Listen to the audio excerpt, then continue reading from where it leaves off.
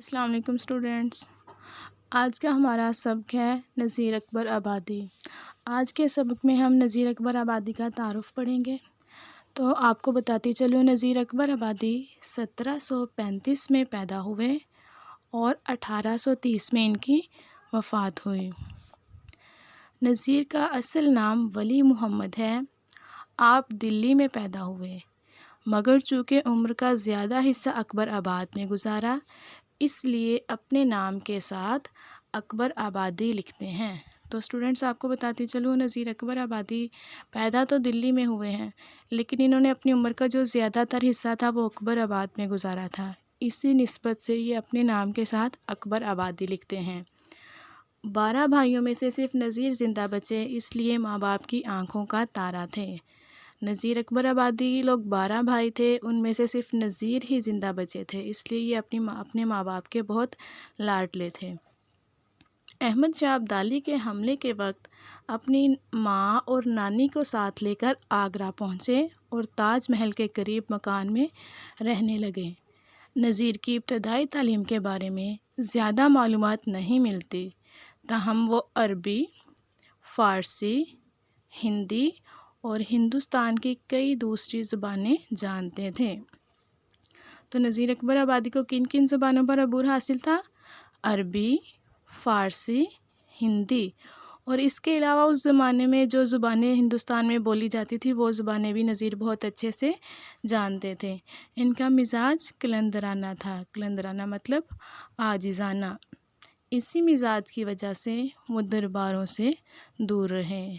نواب سعادت علی خان نے انہیں لکھنؤ بلوایا، وہ نہ گئے۔ اسی طرح بھرت پور کے رئیس کی دعوت بھی ٹھکرا دی۔ تو اسٹوڈنٹس، آپ کو بتاؤں کہ جو نذیر اکبر آبادی تھے، ان کا جو مزاج تھا وہ قلندرانہ تھا، تو اسی مزاج کے باعث وہ درباروں سے بھی دور رہتے تھے، اور اگر انہیں کوئی دعوت بھی دیتا تو وہ اس دعوت کو بھی ٹھکرا دیتے تھے۔ متھرا میں کچھ عرصہ معلم رہے، مگر جلد ہی نوکری چھوڑ کر آگرہ آ گئے۔ کچھ عرصہ وہ استاد کی حیثیت سے بھی رہے متھرا میں، لیکن جلد ہی انہوں نے وہ نوکری بھی چھوڑ دی، اور 17 روپے ماہوار پر لالا بلاس رام کے بچوں کے اتالیق ہو گئے۔ اور اس زمانے میں وہ 17 روپے اپنی ماہوار تنخواہ لیتے تھے، اور لالا بلاس رام جو تھے ان کے بچوں کے وہ استاد محترم بن گئے۔ نذیر نے طویل عمر پائی، آخری عمر میں فالج کے عارضے میں مبتلا ہوئے اور اسی بیماری کے باعث انتقال کیا۔ تو نذیر کے بارے میں کہا جاتا ہے کہ عمر کے آخری حصے میں انہیں فالج کی بیماری ہو گئی اور اسی بیماری کی وجہ سے ان کی وفات ہوئی۔ نذیر اکبر آبادی نے میر و صدا، ناسخ و آتش اور انشاء و جرات کا زمانہ دیکھا۔ تو جس زمانے میں میر و صدا، ناسخ و آتش اور انشاء و جرات ہم پلہ شعراء تھے، نذیر اکبر آبادی بھی اسی زمانے میں تھے، مگر اپنی آزاد طبیعت کے باعث سب سے الگ رہے۔ ان کی شاعری کو عوامی شاعری کہا جاتا ہے۔ انہوں نے اپنے قرب و جوار کے ماحول، اپنے عہد کے رسم و رواج اور تہذیب و تمدن کو بڑی عمدگی کے ساتھ اپنی شاعری میں ڈھالا ہے۔ تو اسٹوڈنٹس، آپ کو بتاتی چلوں کہ نذیر کی شاعری کو عوامی شاعری کیوں کہا جاتا ہے۔ اس کی وجہ یہ ہے، نذیر کی شاعری کی خصوصیت ہی یہ ہے کہ ان کی جو شاعری ہے وہ عوامی شاعری ہے، کیونکہ انہوں نے اپنی شاعری میں بہت سی عام چیزوں کو شامل کیا ہے۔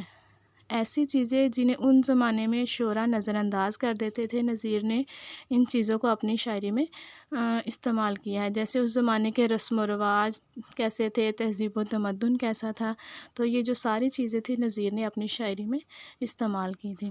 انہوں نے شعر و سخن کے لیے ایسے موضوعات کا انتخاب کیا جن کا تعلق براہ راست عوام الناس، بالخصوص غریب اور مفلس طبقے سے تھا۔ ان کی نظموں میں مناظر فطرت، مذہبی تہوار، سماجی رسوم، میلوں ٹھیلوں، جانوروں، حتیٰ کہ پھلوں اور سبزیوں کا جا بجا ذکر دکھائی دیتا ہے۔ تو اسٹوڈنٹس، نذیر اکبر آبادی جو نظمیں لکھتے تھے ان میں وہ عام چیزوں عام چیزوں کو موضوع بناتے تھے، جیسے کہ مناظر فطرت ہو گئے، اس زمانے کے مذہبی تہوار کیا تھے، سماجی رسوم کیا تھیں، حتیٰ کہ میلوں ٹھیلوں کو بھی انہوں نے اپنی نظموں کا موضوع بنایا، ٹھیک ہے۔ اگر ہم نظیر کی نظمیں پڑھیں تو ان میں ہمیں بہت سی عام چیزوں کا تذکرہ ملتا ہے، جیسے کیڑے مکوڑے ہو گئے، میلے ٹھیلے ہو گئے۔ یہ وہ چیزیں تھیں جن کو اس زمانے کے شعراء نظر انداز کر دیتے تھے، لیکن نظیر اکبر آبادی نے ان موضوعات کو اپنی شاعری میں بھی استعمال کیا۔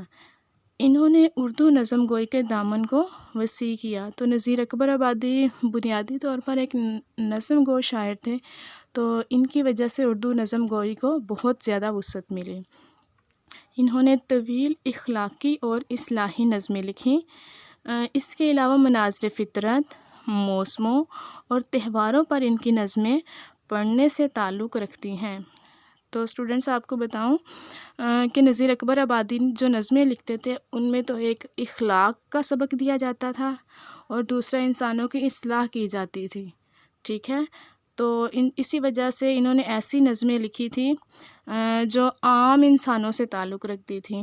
یہ نظمیں ان کے غیر معمولی مشاہدے اور زندگی کے گہرے تجربوں کی عکاس ہیں۔ نظیر کی زبان عام فہم اور سادہ ہے۔